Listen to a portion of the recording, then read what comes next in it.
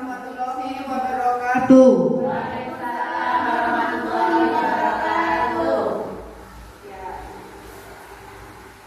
Terima kasih atas kehadiran Bapak Ibu sekalian dalam diseminasi budaya positif.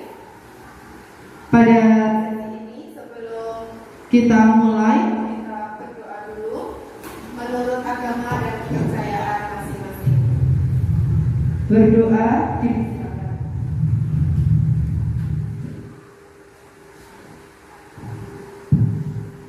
Cukup.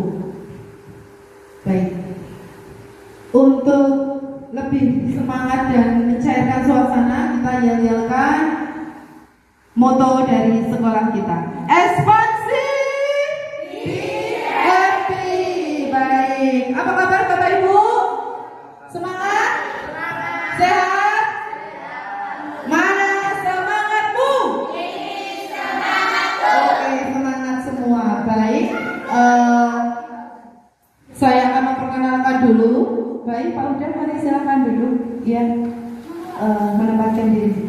Ya, terima kasih. Saya akan memperkenalkan support system saya dalam mengikuti pendidikan guru penggerak, yaitu fasilitatornya Bapak Miswono MPD dan pengajar praktik Ibu Hanun Fatoya SPD.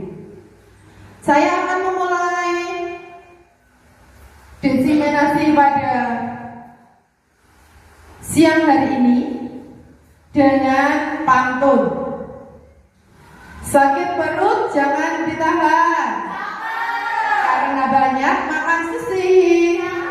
Puji syukur kepada Tuhan, kita bertemu dalam diseminasi. Mana tepuk tangannya Bapak Ibu? Kita akan membuat kesepakatan kelas dulu. Ya.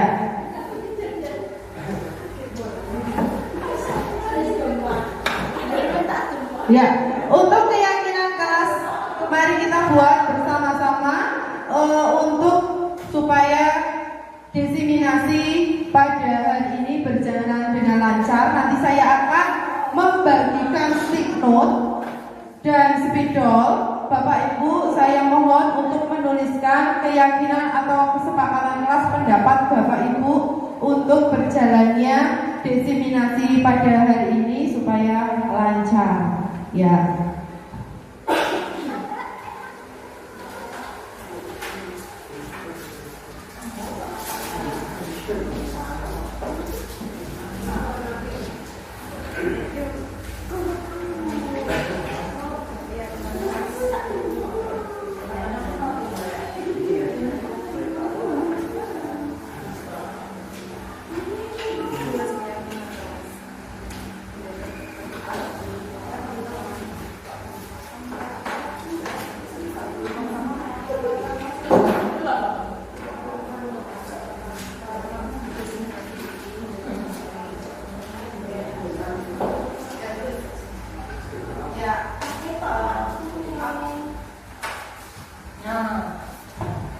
Baik, silakan dituliskan menurut Bapak Ibu, pendapat Bapak Ibu untuk acara diseminasi pada hari ini.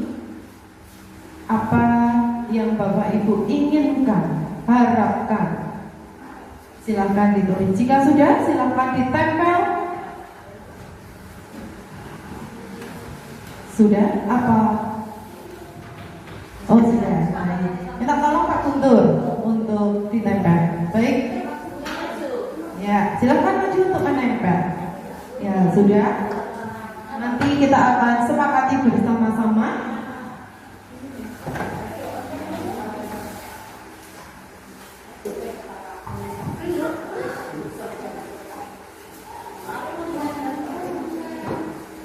Ya, berdoa-doa.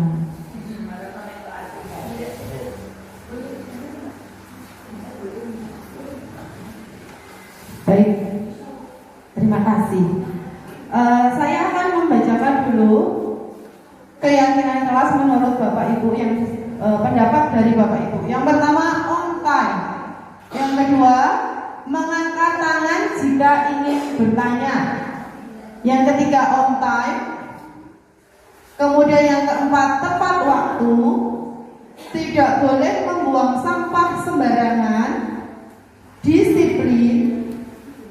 Aktif dalam kegiatan.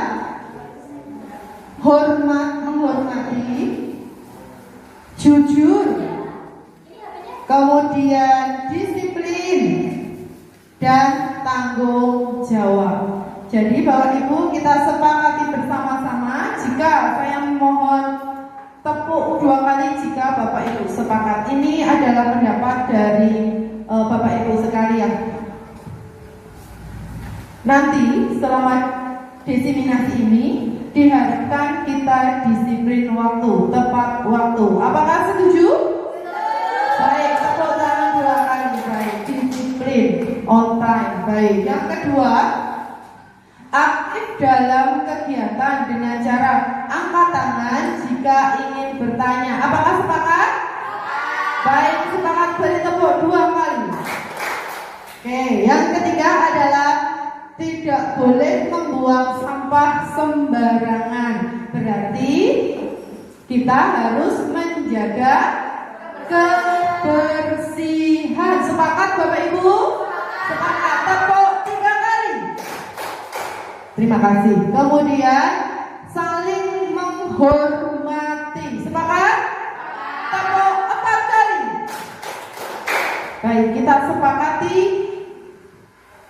kesepakatan ini sehingga nanti kita dapat mengikuti diseminasi ini dengan baik. Tepuk tangan untuk kita semua. Ya, selanjutnya saya akan mengajak Bapak Ibu untuk mengingat tentang filosofi pendidikan menurut Ki Hajar Dewantara. Ya, menurut Ki Hajar Dewantara, kita itu diibaratkan, guru pendidik itu diibaratkan sebagai seorang petani. Jika kita petani, berarti murid kita ibaratkan sebagai padi.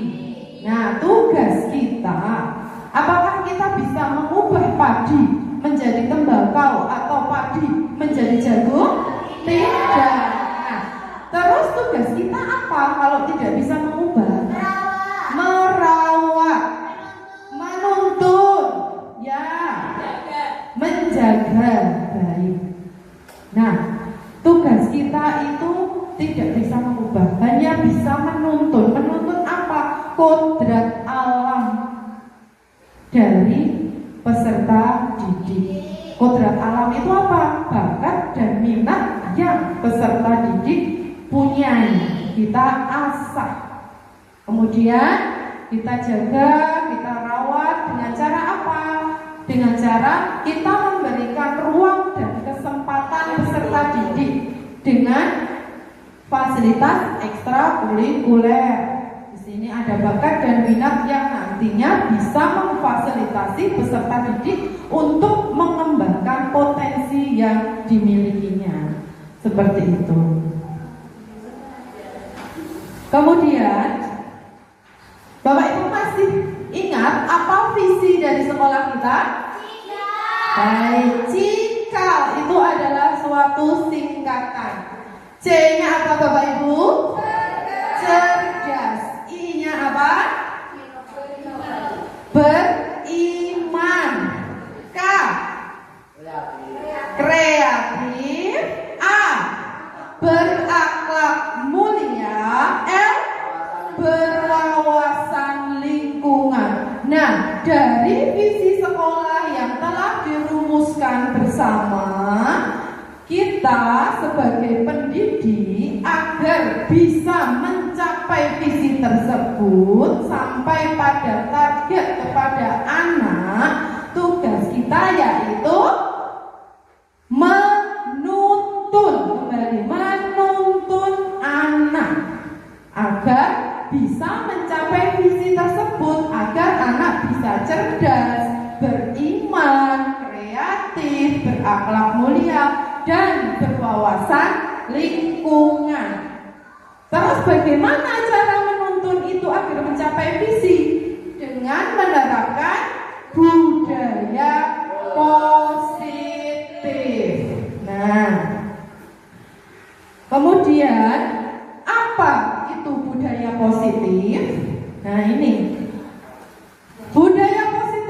sekolah, ya, monggo.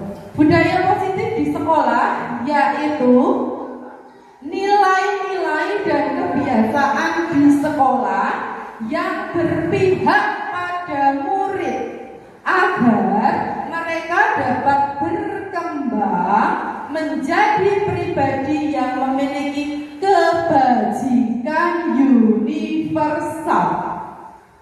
Ini yang dimaksud dengan budaya positif.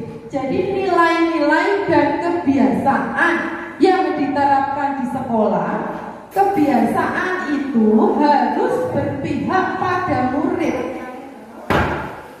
Berpihak pada murid. Kenapa harus berpihak pada murid? Agar dapat mengembangkan potensi, karakter peserta didik menjadi yang memiliki kebajikan universal.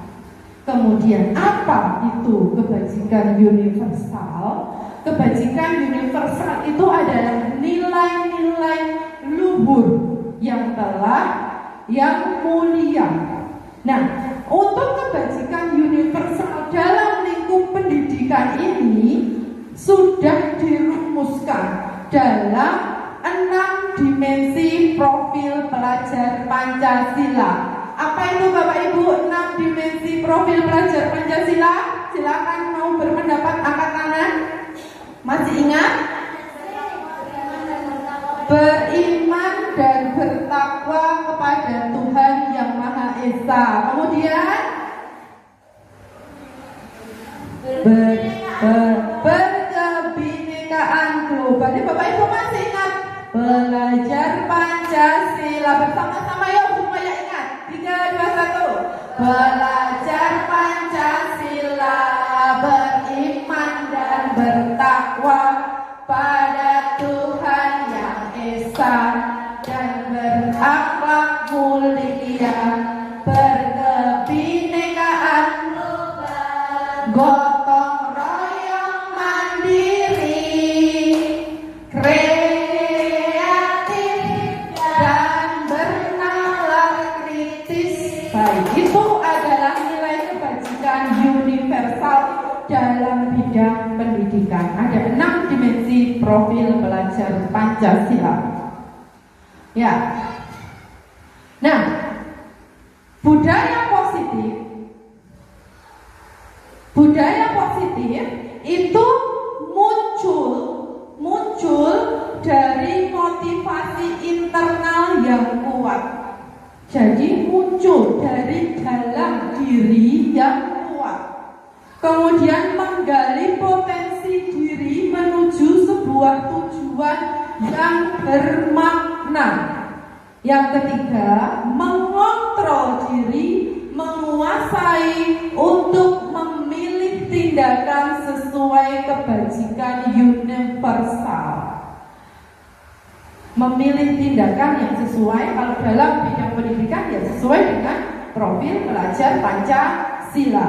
Kemudian nilai kebajikan kita contohkan sebagai P5. Kita sudah tidak asing lagi dengan istilah P5. Pertanyaannya, apakah P5 yang Bapak Ibu rencanakan, yang Bapak Ibu terapkan, sudah menerapkan nilai kebajikan? Sudah. Ada dasarnya. Kemandirian, kerja sama gotong royong, beriman, menghormati berkebinekaan global. Seperti itu contohnya. Nah, selanjutnya motivasi manusia. Teori motivasi manusia menurut Dialek Goosen, ya, itu teori motivasi manusia terdiri dari 3. Yang pertama, menghindari ketidaknyamanan atau hukuman. Yang kedua, mendapatkan imbalan atau penghargaan dari orang lain. Motivasi yang ketiga, menjadi orang yang diinginkan dan menghargai diri sendiri dengan nilai-nilai yang dipercaya. Motivasi yang pertama, menghindari ketidaknyamanan atau hukuman. Nah, biasanya motivasi menghindari ketidaknyamanan atau hukuman itu orang akan memiliki suatu pertanyaan dalam dirinya. Apa yang akan terjadi jika saya melakukan sesuatu? Apa yang akan terjadi? Itu masuk dalam menghindari ketidaknyamanan. Apa yang akan terjadi jika saya tidak ikut ekstra pramuka? Oh, pasti nanti saya dihukum. Oh, nanti pasti nilai pramuka saya jelek. Dari pertanyaan seperti itu untuk menghindari ketidaknyamanan. Kemudian motivasi mendapatkan imbalan atau penghargaan dari orang lain. Biasanya orang yang memiliki motivasi nomor 2, motivasi mendapatkan imbalan atau penghargaan, dalam dirinya akan ada pertanyaan. Apa yang saya dapat jika saya melakukannya? Apa yang saya dapat? Contohnya, saya ikut guru penggerak. Apa yang saya dapatkan? Kalau orang mempunyai motivasi hanya mendapatkan imbalan atau penghargaan, oh, ben aku dipandang, wah, oh, ben aku nanti ketika lomba karya aku dapat souvenir. Nah, itu termasuk motivasi mendapatkan imbalan atau penghargaan. Saya mengikuti BIMTEK supaya untuk aku dapat sertifikat saja. Nah, ini termasuk motivasi yang nomor 2, motivasi yang mendapatkan imbalan. Kalau untuk penghargaan misalnya semacam pencitraan Bapak Ibu supaya dalam dirinya diakui oleh kelompoknya. Saya menjadi ketua kelas supaya aku dipandang superior. Nah, itu mendapatkan penghargaan dari orang lain. Nah, motivasi nomor 1 menghindari ketidaknyamanan atau hukuman, dan motivasi nomor 2 mendapatkan imbalan atau penghargaan dari orang lain. Ini berasal dari motivasi eksternal. Dia mendapatkan motivasi itu dari luar dirinya. Bagaimana dengan yang ketiga? Menjadi orang yang diinginkan dan menghargai diri sendiri dengan nilai yang dipercaya. Biasanya orang yang memiliki motivasi nomor 3 ini dalam dirinya akan timbul suatu pertanyaan. Akan menjadi orang yang seperti apa jika saya melakukannya? Misalnya, saya ketika bertemu dengan orang yang lebih tua, saya akan saling. Nah, saya akan menjadi orang seperti apa? Oh, berarti saya bisa menghargai bahwa orang itu lebih tua dari saya. Timbul nilai-nilai yang dipercaya. Ada rasa hormat di situ. Saya harus menghormati. Dalam dirinya sudah ada timbul motivasi intrinsik dalam dirinya.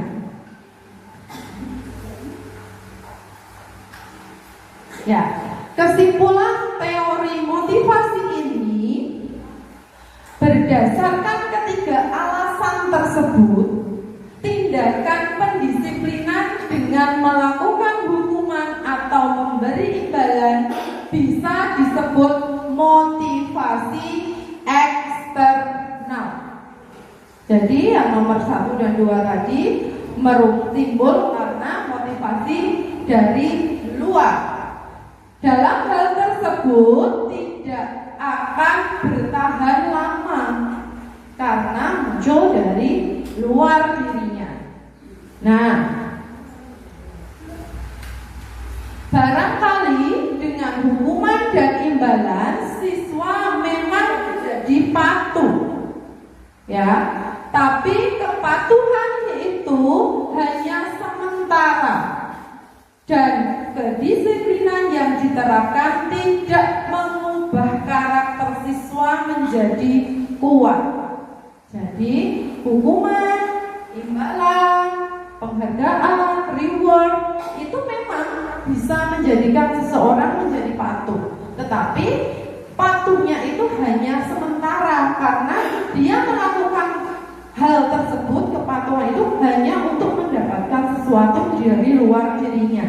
Dia tidak menyadari apa yang saya lakukan ini karena apa. Belum menyadari nilai-nilai kebajikan universal.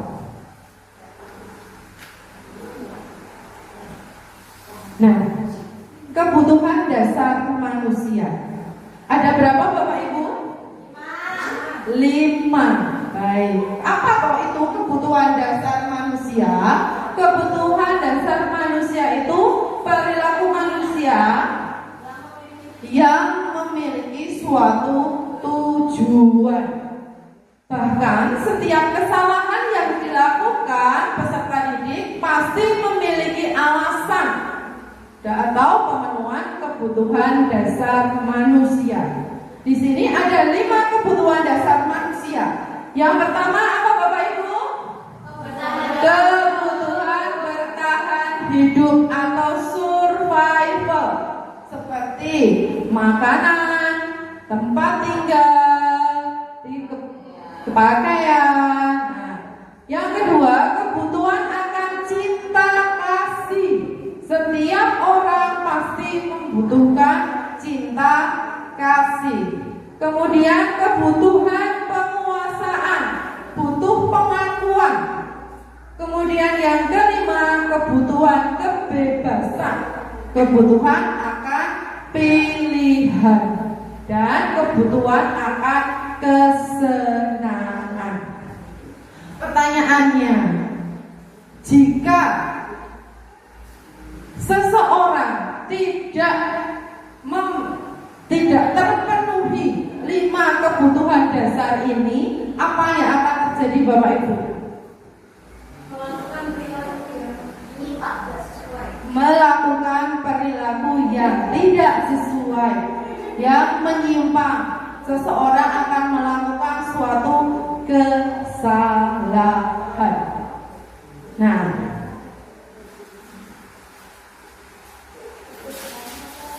baik, supaya kita semakin panas, kita akan ice breaking. Ice breakingnya itu nanti kita tembak-tembakan ya Bapak Ibu. Siapa yang suka menembak? Betul. Bu Sari suka menembak Pak? Bu Sari? Ya. Nanti kita akan, kalau saya bilang door, menunjuk salah satu temannya, nanti teman kanan atau kirinya menyebutkan namanya. Misalnya saya door Bu Sari. Bu Sari angkat tangan, kemudian sampai kanan dan kiri akan menyebutkan nama teman sebelahnya. Coba tes ya. Door.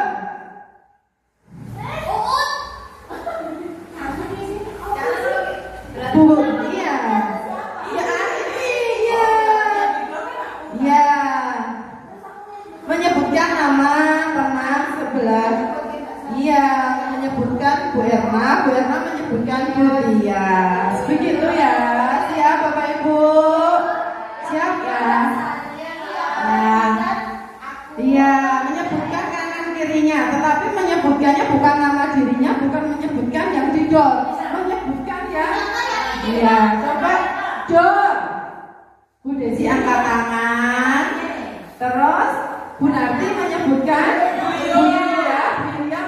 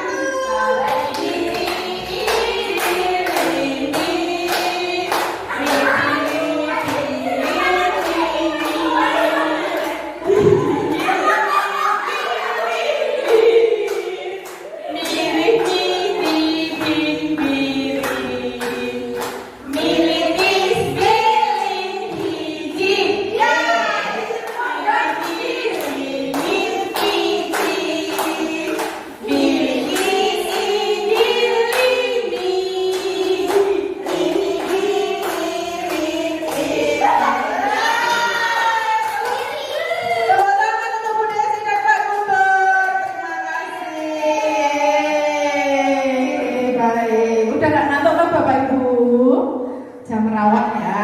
Baik, selanjutnya kembali lagi. Nah, sekarang restitusi. Apa Bapak Ibu? Pelan-pelan, namanya apa Bu Sari?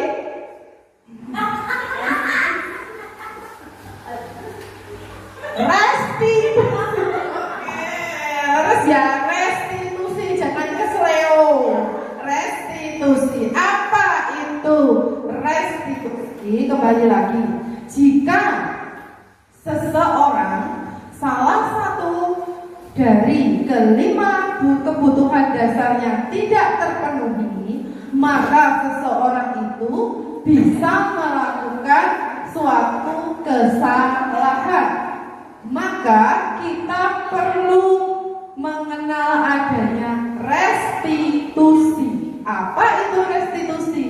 Restitusi itu adalah suatu proses menciptakan kondisi bagi siswa di sekolah untuk memperbaiki kesalahan mereka sehingga dapat kembali pada kelompok mereka dengan karakter yang lebih kuat.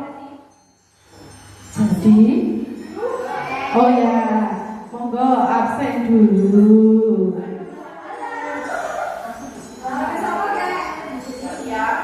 Saya beri waktu 1 menit ya Bapak Ibu.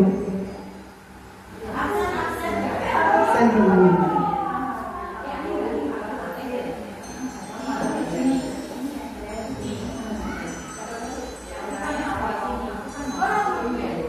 Baik, sudah? Sudah absen? Alarmnya boleh dimatikan dulu. Kita silent. Sudah semua absen, oke? Kembali ke restitusi. Jadi sekali lagi, restitusi itu adalah suatu proses menciptakan kondisi untuk memperbaiki kesalahan supaya seseorang yang melakukan kesalahan itu dapat kembali ke kelompoknya dengan memiliki karakter yang lebih kuat. Karakter yang lebih kuat. Nah, dalam proses restitusi itu kita mengenal adanya posisi kontrol. Posisi kontrol restitusi menurut Janet Gosen itu bahwa guru harus meninjau kembali penerapan disiplin positif di dalam ruang-ruang kelas selama ini. Meninjaunya dengan berefleksi, dengan bertanya, apakah efektif, apakah berpusat pada murid, apakah memerdekakan, apakah memendirikan murid, bagaimana dan mengapa. Ini perlu adanya tinjauan kembali. Kemudian berdasarkan teori motivasi tadi, ada berapa tadi? Teori motivasi 3. Penerapan disiplin positif di sekolah harus sesuai, harus dilakukan dengan alasan yang ketiga. Alasan yang ketiga, meyakini bahwa nilai yang ada dalam dirinya bukan sebatas motivasi takut mendapat hukuman, bukan hanya sebatas motivasi untuk mendapatkan imbalan atau penghargaan. Siswa melakukan kebaikan sesuai dengan keyakinan kelas atau nilai-nilai yang sudah tertanam dalam dirinya, atau motivasi intrinsik. Motivasi intrinsik ini lebih berjangka lama dan membuat siswa makin kuat secara karakter. Karena motivasi intrinsik ini timbul dalam dirinya. Seseorang tahu nilai kebajikan universal yang harus dilakukan, tidak sebatas ingin mendapat penghargaan, imbalan atau takut akan hukuman.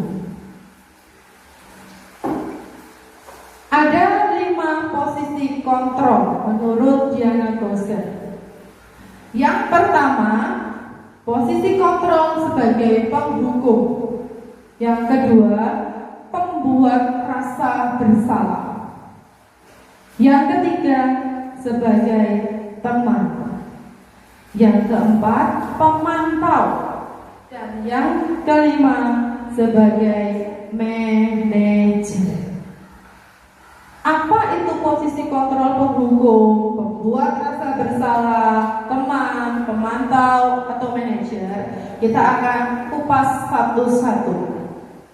Yang pertama, posisi kontrol sebagai penghukum. Nanti silakan Bapak Ibu berefleksi. Selama ini saya berada di posisi kontrol nomor berapa? Nah, posisi kontrol sebagai penghukum di sini, seseorang penghukum bisa menggunakan hukuman fisik maupun verbal.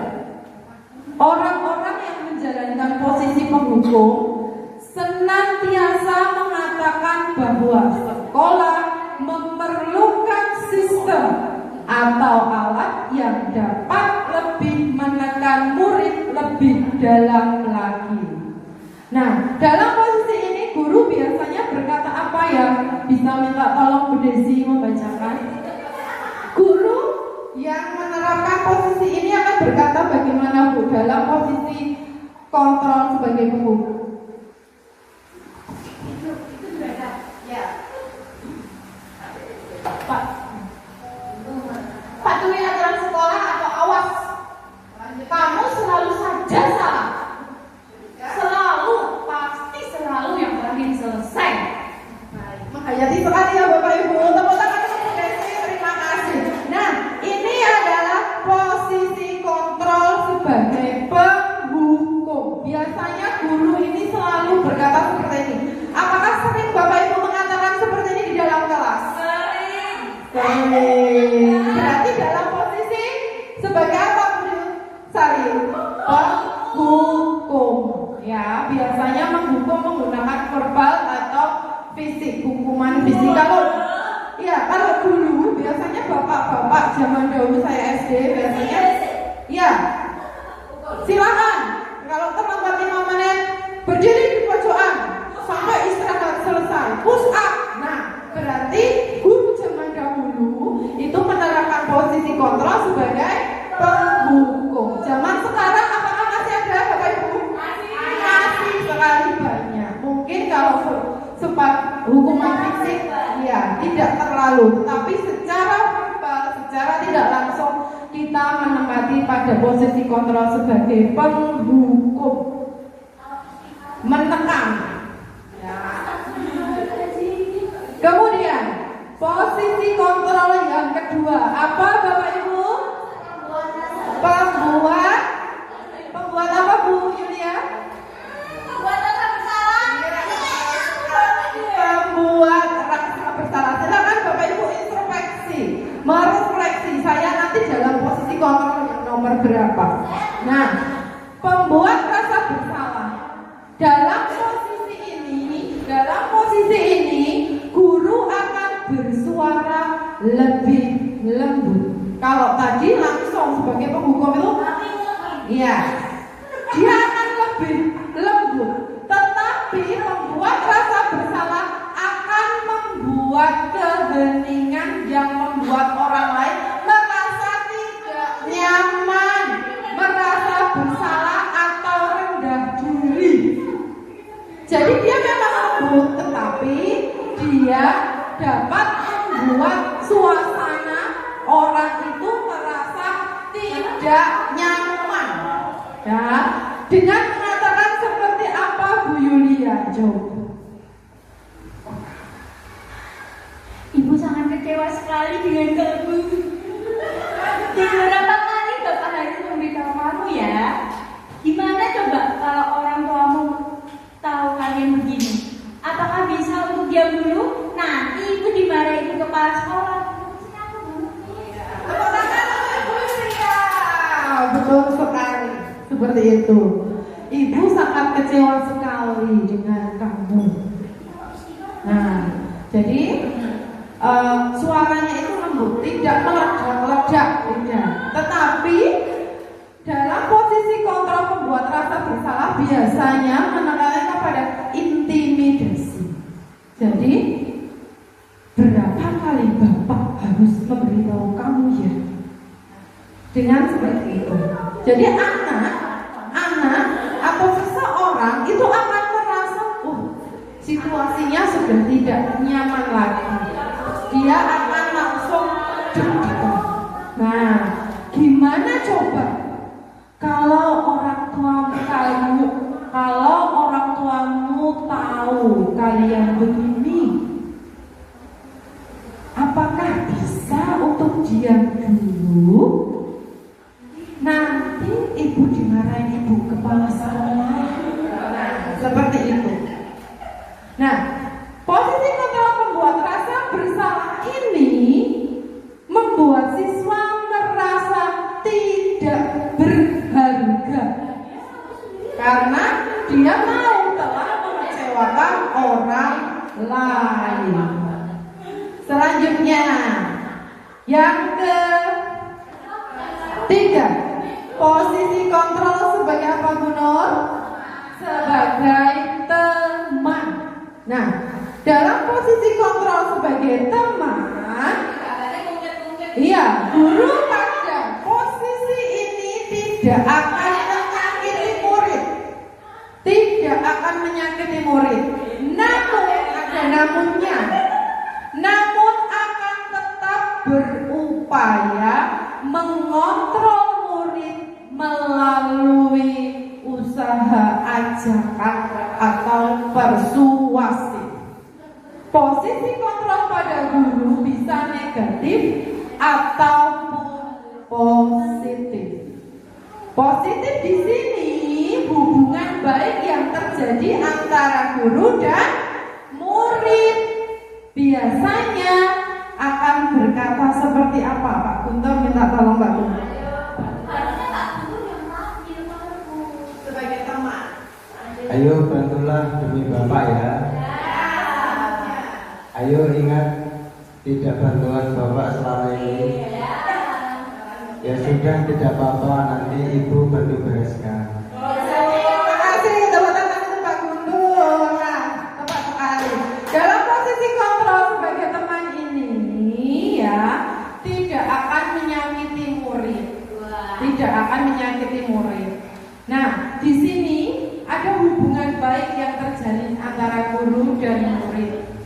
Ya, melalui suatu ajakan atau persuasif dengan cara ayo. Ingat ya, kalimat persuasif biasanya ditandai dengan suatu kata ayo, mari, yo. Seperti ini, ayo bantulah demi Bapak ya.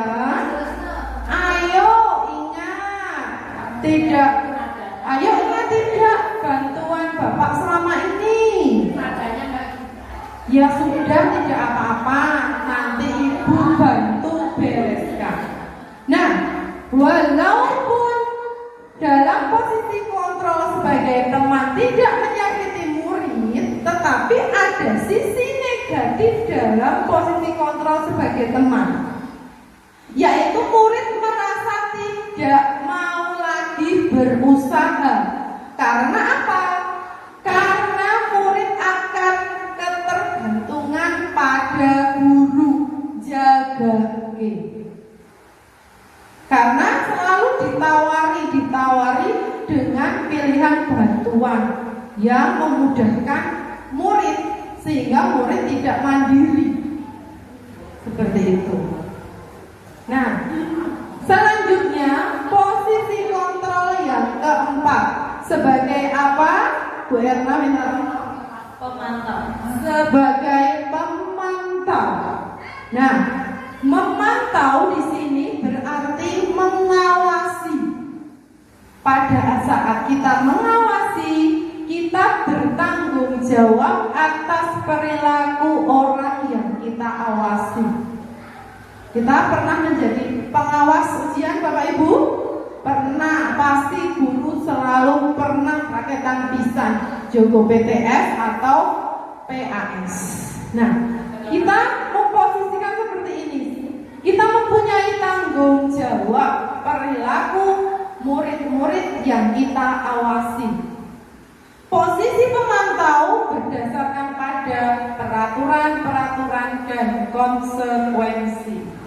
Nah, biasanya kita mengacu pada peraturan dan konsekuensi. Dengan menggunakan sanksi atau konsekuensi dapat memisahkan hubungan pribadi kita dengan murid sebagai orang yang menjalankan posisi pemantau. Jadi di sini ada hal yang memisahkan hubungan pribadi kita dengan murid karena adanya suatu peraturan. Nah, selanjutnya masih posisi pemantau. Dalam posisi kontrol pemantau, biasanya guru di sini akan mengatakan, peraturannya apa? Apa yang kamu lakukan? Apa sanksinya? Nah, seorang pemantau itu harus menggunakan data yang menjadi bukti atas kesalahan seseorang. Jadi dia melakukan hal ini tidak semata-mata atas perasaannya saja, feelingnya saja, tidak. Tetapi harus berdasarkan data, karena data tersebut akan dijadikan suatu bukti jika seseorang itu melakukan kesalahan. Nah, posisi pemantau berawal dari teori stimulus respon yang menunjukkan tanggung jawab guru mengontrol murid. Apa itu teori stimulus respon? Stimulus itu apa Bapak Ibu? Rangsangan. Kalau respon, suatu reaksi. Jadi ketika guru memberikan suatu rangsangan, pasti akan timbul reaksi dari murid. Semakin sering kita memberi rangsangan, akan timbul suatu respon yang positif dari murid. Contohnya, di kelas 2 mengenal bangun daftar. Di situ Bapak Ibu memberi stimulus harus bisa menggambar bangun datar dengan garis tegak lurus, dengan memberi contoh menggunakan apa Bapak Ibu supaya penggaris. Di awal ketika memberikan stimulus itu pasti ada beberapa anak yang memberikan suatu respon atau reaksi yang negatif. Mesti ono wae asik penting ganti kotak wae gampang pakai langsung pakai tangan, jret. Tapi ada beberapa anak yang ikut dengan stimulus kita menggunakan penggaris. Jika itu stimulus kita berikan kepada anak, nah itu akan timbul suatu respon yang positif. Lama-lama nanti anak akan memberikan reaksi dengan selalu menggambar bangun datar menggunakan garis, karena dia tahu hanya dengan penggaris dia dapat menggaris secara lurus. Itu adalah contoh dari teori stimulus respon. Nah, selanjutnya posisi kontrol yang kelima sebagai apa? Manajer. Posisi kontrol manajer ini berarti kita harus bertindak seperti apa? Di sini ada 3 hal. Mempersilahkan murid mempertanggungjawabkan perilakunya, memberi kesempatan, memberi ruang kepada murid agar bisa bertanggung jawab atas apa yang dia lakukan. Kemudian mendukung murid menemukan solusi. Mendukung, tidak hanya menawarkan solusi, tetapi di sini kita hanya mendukung murid menemukan. Yang menemukan murid sendiri, kita hanya mendukung, menuntun, mengarahkan, sehingga nanti murid yang akan menemukan solusi itu sendiri.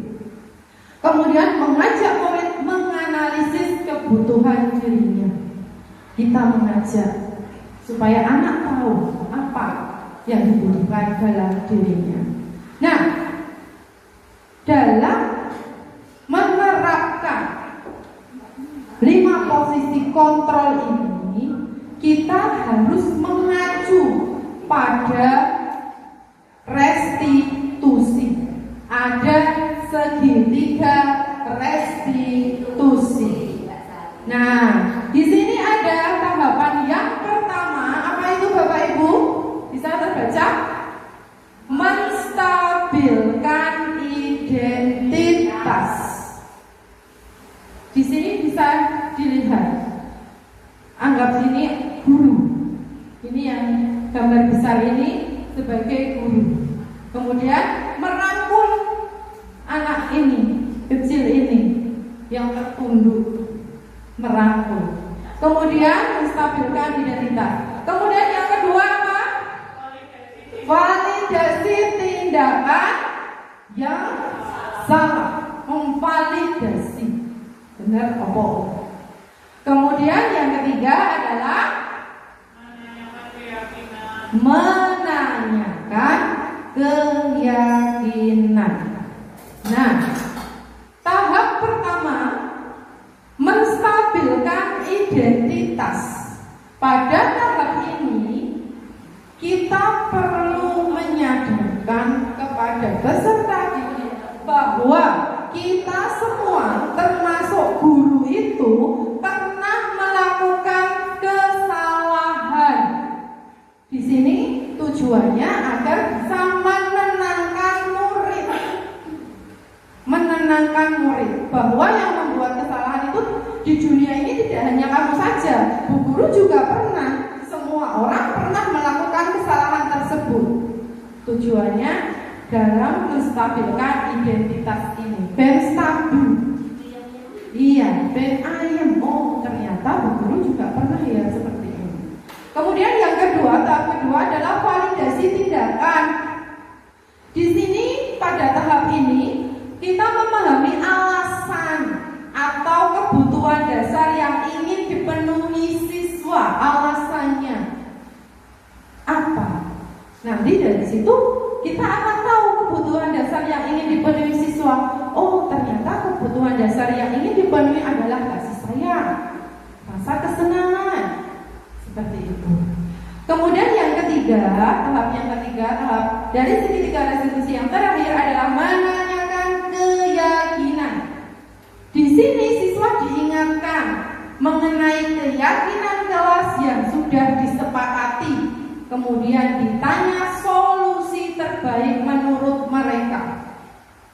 Di sini saya tanya, apakah Bapak Ibu di awal tahun pelajaran sudah membuat keyakinan kelas? Sudah. Tentunya keyakinan kelas yang telah Bapak Ibu buat dan disepakati itu harus mengandung nilai-nilai kebajikan universal.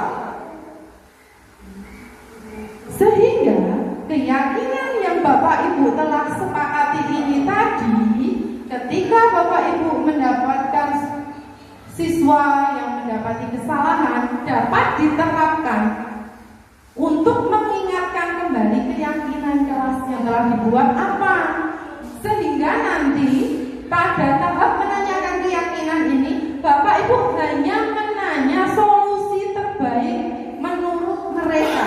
Kita tidak memberikan solusi, tidak. Tapi pada tahap ini kita hanya menuntun anak supaya anak sendiri yang dapat menemukan solusi tersebut. Begitu.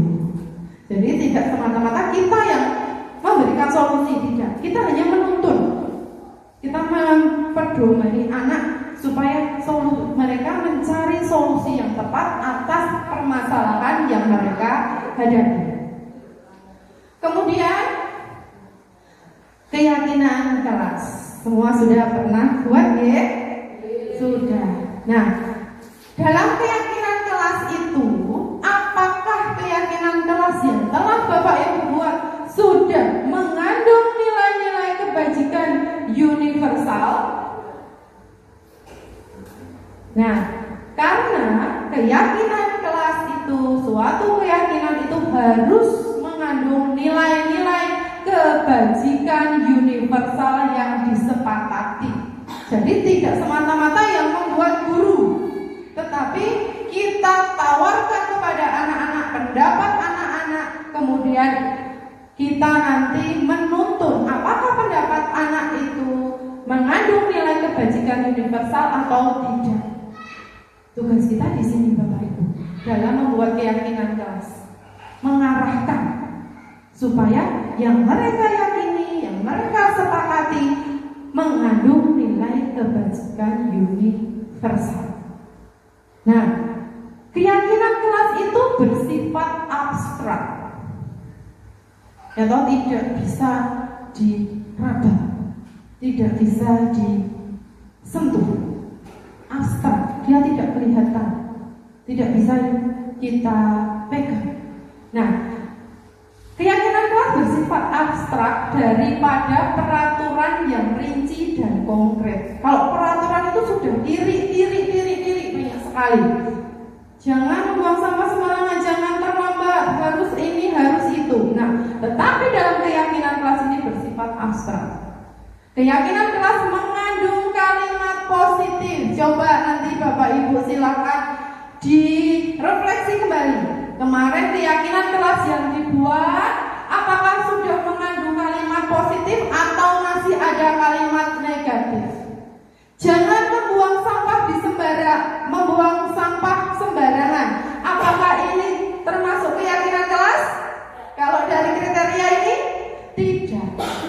Jangan ada kata jangan. Itu negatif. Kita ubah, tugas kita sebagai guru mengubah kalimat negatif itu menjadi kalimat positif. Siapa yang bisa? Kalau ada anak yang berpendapat jangan membuang sampah sembarangan, buang sampah pada tempatnya, jaga kebersihan. Nah, kita menuntun anak untuk berpikir positif, berperilaku positif. Kemudian keyakinan kelas hendaknya tidak terlalu banyak. Nah, sangat tepat ya, ini keyakinan kelas hanya ada 1, 2, 3, 4, 5. Dan ini sudah sesuai dengan kriteria keyakinan kelas yang ini kita sepakati. Kemudian semua warga kelas hendaknya ikut berpartisipasi dalam menyusun keyakinan kelas lewat pendapat. Jadi ketika membuat keyakinan kelas ini melibatkan semua peserta didik. Tidak hanya guru saja yang membuat ini udah jadi besok anak-anak seperti ini, tidak. Tidak hanya juga murid-murid saja, guru tidak terlibat, tetapi dalam satu kelas berarti semua warga kelas harus terlibat. Kemudian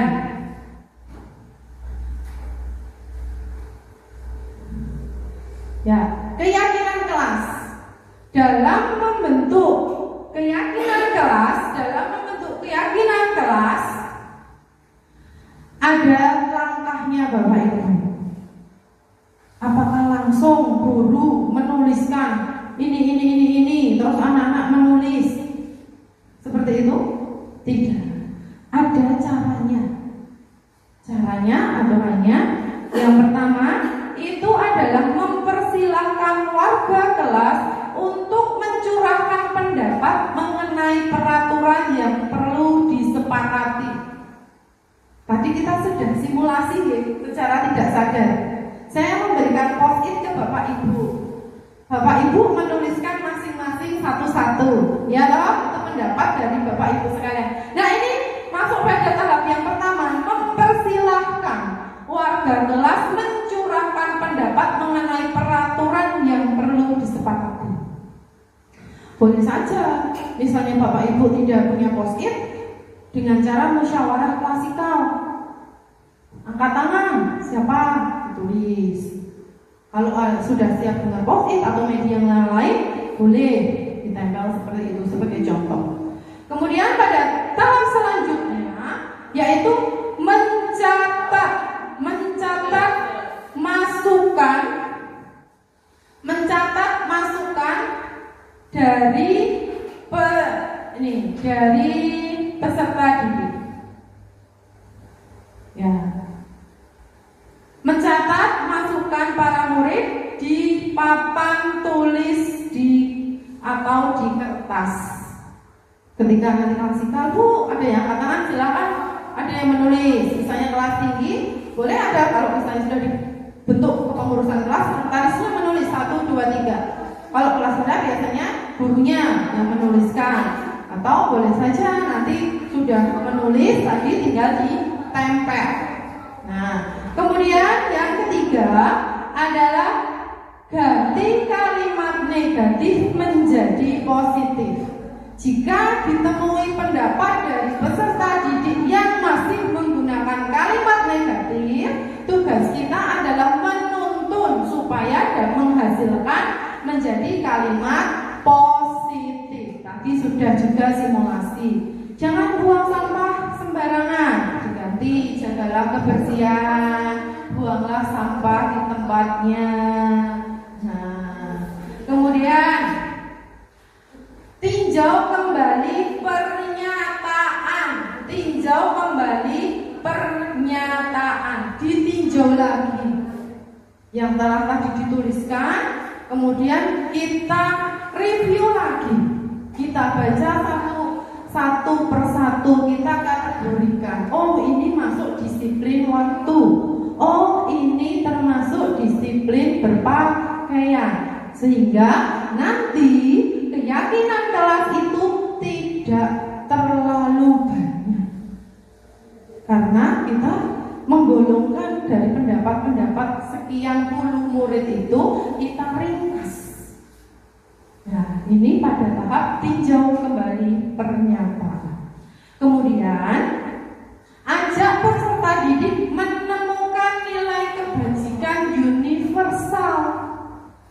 Jadi tidak hanya menulis stempel rampung, tetapi Bapak Ibu mengarahkan peserta didik itu untuk menemukan nilai universal apa? Seperti tadi, on time. Di awal tepat waktu, nanti diakhiri juga tepat waktu. Berarti nilai kebajikan universal apa itu Bapak Ibu? Disiplin. Nah, tidak mengejek, Bu. Berarti nilai universal apa? Kebajikan apa? Menghargai. Nah, jadi Bapak Ibu bisa menarik benang merahnya dari pendapat anak-anak tersebut. Kemudian yang terakhir adalah setelah setuju ditempel di kelas seperti ini. Sudah. Apakah sudah ditempel Bapak Ibu? Sudah. Baik. Nanti saya beri PR. Bapak Ibu yang masih ada keyakinan kelasnya kalimat negatif, silahkan didiskusikan kembali, mengajak peserta didik lagi untuk merubah kalimat yang masih negatif itu menjadi kalimat positif. Oh, kemarin saya belum sampai pada mencari nilai kebajikan universal. Silahkan nanti Bapak Ibu kembali mereview sehingga benar-benar anak tahu apa yang mereka tulis, apa yang mereka tempel, apa yang mereka sepakati, mereka paham. Begitu. Nah, apakah ada pertanyaan Bapak Ibu? Ada pertanyaan?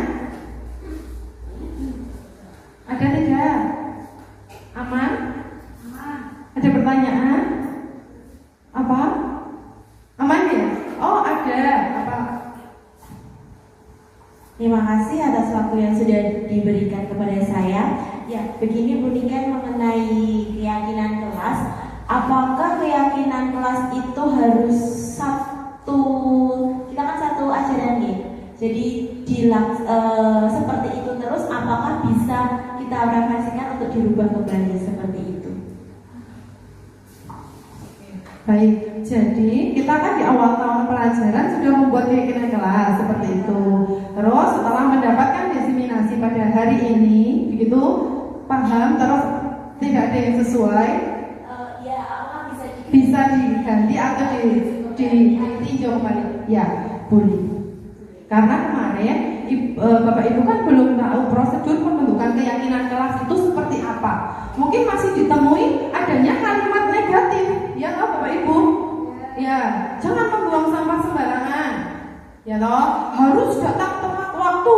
Nah, udah harusnya. Boleh ditinjau kembali supaya benar-benar keyakinan kelas ini anak-anak paham nilai kebajikan yang terkandung di dalamnya, sehingga anak-anak tahu apa yang mereka lakukan itu berdasarkan apa, seperti itu.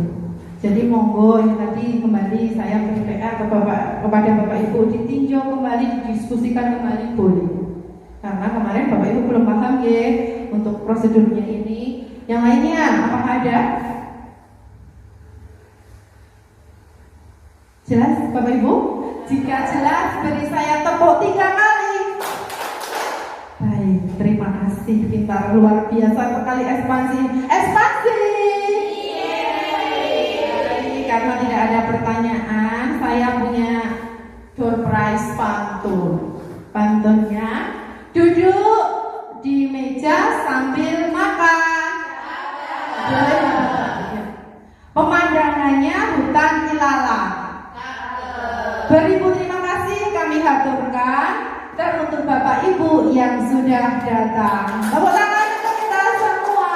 Terima kasih. Sekian dari pemaparan dari diseminasi saya tentang budaya positif. Harapannya saya mengajak Bapak Ibu warga dari SD Negeri 2 Pandan Simping ini untuk bersama-sama bergerak dan menggerakkan komunitas kita supaya menjadi lebih maju lagi. Kita dapat memperkuat, memperkokoh, menebalkan karakter murid lagi, sehingga murid-murid dari SD Negeri 2 Pandan Simping tahu dan dapat melaksanakan nilai kebajikan universal. Begitu, ada salahnya itu dari saya mohon maaf. Jika ada lebihnya itu dari panjenengan semua yang luar biasa. Akhir salam, wassalamualaikum warahmatullahi wabarakatuh.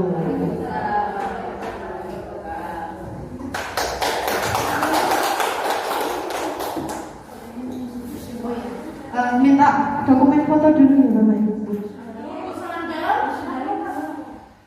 Saya punya door prize pantun. Pantunnya, duduk di meja sambil makan. Boleh. Pemandangannya hutan ilalang. Beribu terima kasih kami haturkan teruntuk Bapak Ibu yang sudah datang. Tepuk tangan untuk kita semua. Terima kasih.